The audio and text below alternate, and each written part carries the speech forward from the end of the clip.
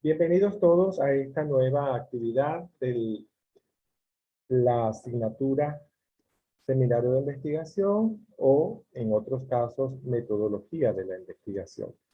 Según sea tu materia, asignatura, hoy vamos a trabajar el capítulo 3 de un proyecto de investigación denominado Marco Metodológico. El marco metodológico es uno de los capítulos, tanto del proyecto de investigación como de un trabajo de grado o una tesis doctoral, donde se plantean los procedimientos y pasos que debemos seguir para efectos de recopilar la información de carácter empírico que requerimos para llevar a cabo un estudio y dar respuesta a los objetivos tanto general como los específicos de la investigación. El marco metodológico, como lo podemos evidenciar en esta lámina, está compuesta por el tipo de investigación, el diseño de investigación, población, muestra, unidad de análisis en algunos casos, técnicas e instrumentos de recolección de datos y las técnicas de presentación y análisis de resultados. Este capítulo suele ser un capítulo corto donde cada uno de nosotros como investigadores debe ir identificando el paso a paso en relación con cada uno de los componentes o subcapítulos que integran esta parte de la investigación. El marco metodológico nos orienta tanto a nosotros como investigadores como a otros investigadores y lectores del trabajo que estamos realizando, que realizaremos, para verificar cuál fue el método que hemos empleado a fin de dar cumplimiento a las interrogantes y objetivos formulados al inicio de la investigación. El marco metodológico, como tercer capítulo, lleva la misma secuencia en relación a identificar las variables, categorías y unidades de análisis que nos permiten a nosotros poder lograr esa, vamos a decir, esa coherencia, esa hilaridad que debe existir en cada uno de los capítulos con respecto al resto de los capítulos. Para efectos del proyecto de investigación, este marco metodológico es una descripción breve que abarca entre 3 y 4 páginas sobre los aspectos anteriormente señalados. Esta clase la vamos a dividir en dos partes. Una primera parte referida al tipo de investigación, diseño de investigación, población y muestra, y una segunda parte donde vamos a desglosar los aspectos referentes a las técnicas e instrumentos de recolección de datos, así como las técnicas de presentación y análisis de resultados. Vamos a iniciar ahora con respecto al tipo de investigación. Tipo de investigación hace mención al hecho de que todo trabajo de investigación tiene un nivel de estudio. Ese nivel de estudio nos dice el nivel de conocimiento, hasta dónde vamos a llegar nosotros como investigadores en el acercamiento a esa realidad, a ese problema de investigación, a esos objetivos. En tal sentido, tenemos 3 tipos de investigaciones.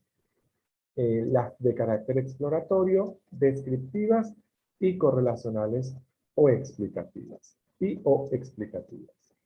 Las de carácter exploratorio se dan en aquellos casos donde la investigación, donde la temática resulta novedosa, donde la unidad de análisis que estamos seleccionando ha sido poco abordada en la realidad. Aquí trabajamos información donde previamente han sido pocos los estudios científicos que se han llevado a cabo sobre el tema. Ejemplo de ello, hace año y medio aproximadamente, 2 años aproximadamente, los estudios que se estaban realizando acerca del COVID-19 eran estudios de carácter exploratorio.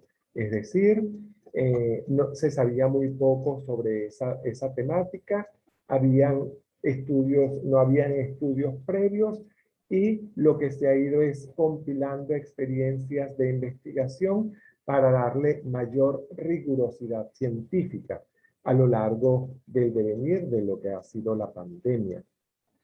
En tal sentido, los estudios iniciales, tanto en lo social, en lo psicológico, desde el punto de vista biológico, médico, el estudio del COVID-19 ha tenido un carácter de novedad, de generalidad, tal que podemos ubicarlos, esos primeros estudios, como estudios de carácter exploratorio. Pero ya luego de 2 años de investigaciones, por supuesto, se ha ido recopilando la experiencia, se ha ido sistematizando y se pueden describir cuáles son los síntomas, se puede narrar cuál es el proceso de una persona infectada con COVID o que padezca la enfermedad. Se puede analizar cuáles son sus componentes, sus formas de contagio, el tratamiento, la caracterización de ello como un hecho, como un fenómeno en estudio. Ya a estas alturas, los estudios que se han venido realizando, ya después de 2 años, en relación con el COVID, siguiendo con el mismo ejemplo, son de carácter descriptivo, porque describen cómo se produce la enfermedad, narran la experiencia de quien ha padecido COVID, analizan cuáles son los factores asociados con el riesgo de padecer COVID, entre otras cosas. También tenemos las investigaciones correlacionales o explicativas, donde se pretende establecer relación y sobre todo relación de causa y efecto. Cuando en nuestros títulos de investigación queremos definir cuál es la causa de una situación o los efectos de un fenómeno o un hecho, estamos hablando de investigaciones de carácter o bien correlacional o bien de carácter explicativo. Ahora, la pregunta es, ¿cómo sé yo si mi investigación es exploratoria, descriptiva, explicativa? Lo sé en función de esta investigación, de estos planteamientos, de estas definiciones que he dado con respecto a los distintos tipos de investigación, pero también en relación con las lecturas que vamos realizando de libros de metodología de la investigación, pero al mismo tiempo un dato bien importante es el hecho de ubicar cuáles son los verbos que he utilizado, sobre todo en el objetivo general de la investigación. Ustedes recuerdan que al inicio, en clases pasadas, les mencioné que los verbos vinculados con los estudios exploratorios son indagar, identificar, conocer, sondear, explorar.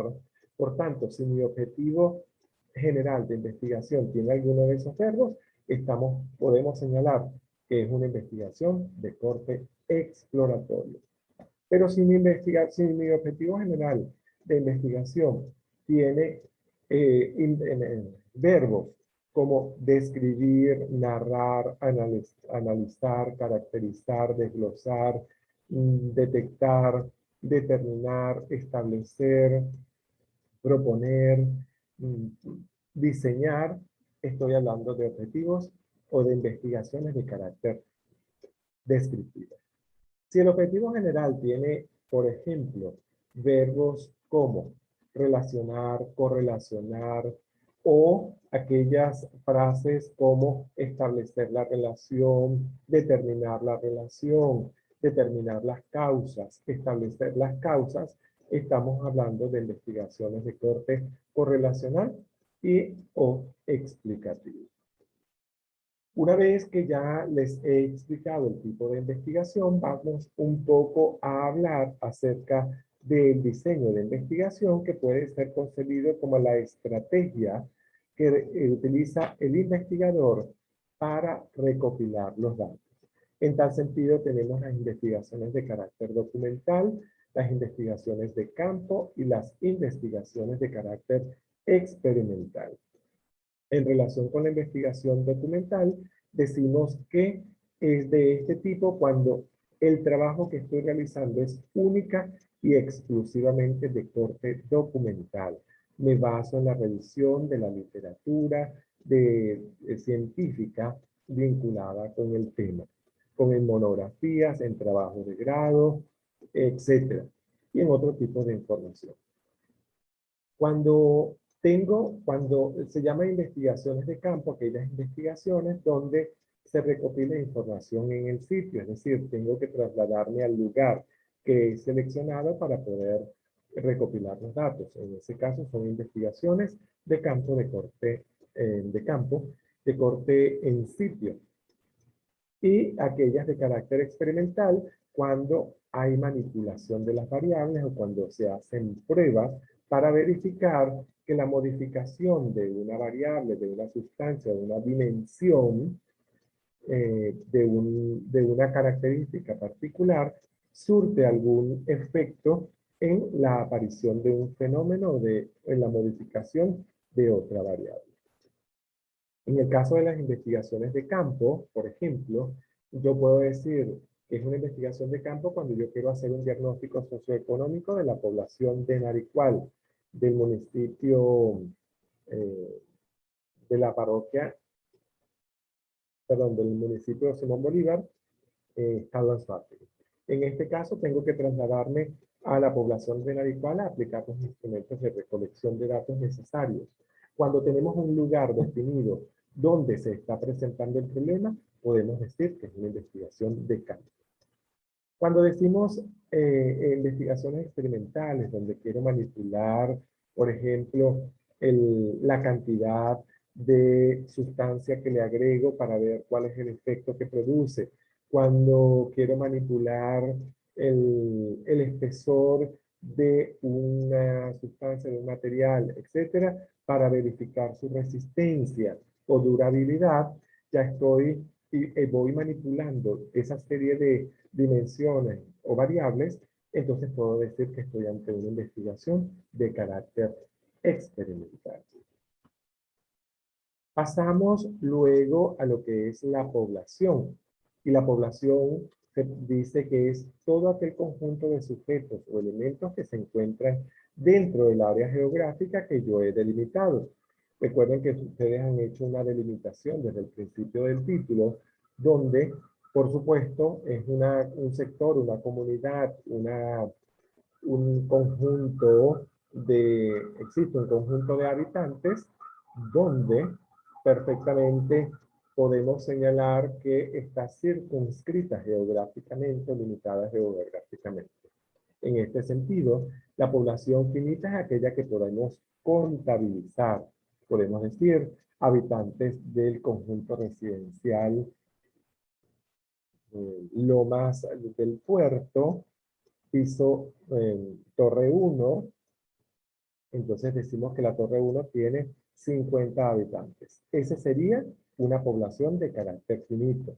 Puede ser 50, puede ser 80, puede ser 151, etc. Pero podemos contabilizarla. Está la otra, la población infinita, que es aquella que no podemos contabilizar en este momento. Por ejemplo, decimos la población del estado Anzoátegui, la población de Venezuela. Allí estamos ante poblaciones infinitas. No solamente porque en este momento yo desconozco el dato, sino también porque la población es tan numerosa que para efectos de mi investigación resulta inalcanzable, imposible consultarla en su totalidad con los recursos económicos, el tiempo del cual dispongo para realizar el estudio. En este sentido, cuando la población es muy numerosa, es necesario extraer una muestra o parte representativa de la población, que en algunos autores hacen el señalamiento que debe estar conformada por el 30% de la población. Sin embargo, hay muestras de distintos, de carácter tanto probabilístico como no probabilístico, que nos permiten a nosotros fijar la proporción de personas de esa población que van a integrar parte de mi muestra y que por supuesto van a ser ellos los responsables de responder las técnicas e instrumentos de recolección de datos. Dentro de las muestras están las no probabilísticas. Allí podemos, donde no es necesario establecer error muestral o utilizar fórmulas estadísticas, y dentro de estas muestras no probabilísticas están las muestras por cuota, donde se establece una cuota fija de personas que voy a consultar. Ejemplo, voy a consultar 20 hombres y 20 mujeres. Allí hay una cuota fija de hombres y de mujeres según el sexo. El sexo o el género masculino o femenino. Otro ejemplo es de muestreo por cuotas es voy a seleccionar, voy a hacer un estudio con los cursantes de seminario de investigación y voy de cada una de las secciones que tengo a mi cargo, voy a escoger 15 personas. Escojo 15 personas de la sección 01, 15 personas de la sección 03 y 15 personas de la sección 04. Ya allí hay una cuota fija. Por otro lado está el muestreo intencional u opinático. En ese caso el investigador, o en este caso yo que soy el investigador, establezco la cantidad de personas que voy a consultar según mi conveniencia. Entonces ese se llama opinático o intencional. Y está el muestreo accidental.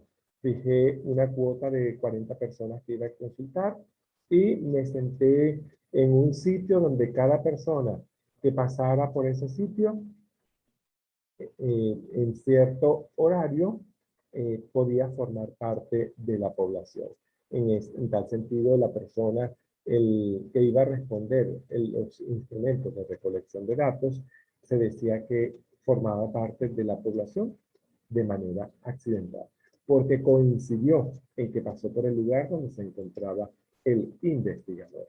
Ahora bien, una vez dada esta actividad, este conocimiento acerca del marco metodológico, específicamente en cuanto a tipo, diseño de investigación, población y muestra, nos vamos a la segunda parte de esta clase.